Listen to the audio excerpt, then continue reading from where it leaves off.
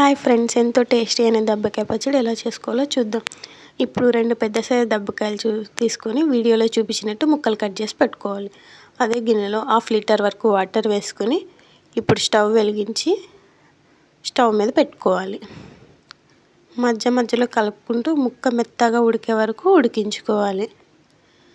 ఇప్పుడు నేను చూపించినట్టు ముక్క ఇలా అంటే మనకి మెత్తగా అయిపోయినట్టు, ఇప్పుడు ఉడికినట్టు. దీన్ని చల్లారబెట్టుకొని పెట్టుకోవాలి. మనం ఇప్పుడు స్టవ్ వెలిగించి బాండీ పెట్టుకుని అందులో కొద్దిగా ఆయిల్ పోసుకుని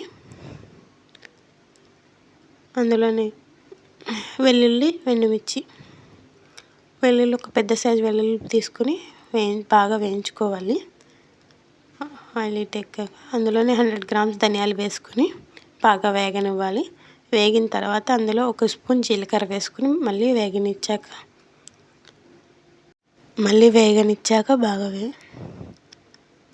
అందులోనే మళ్ళీ ఎండుమిర్చి వేసుకుని బాగా ఫ్రై అవనివ్వాలి. ఇప్పుడు బాగా ఫ్రై అయిన తర్వాత మనం స్టవ్ ఆఫ్ చేసుకుని మనకి టేస్ట్కి సరిపడా ఉప్పు వేసుకోవాలన్నమాట.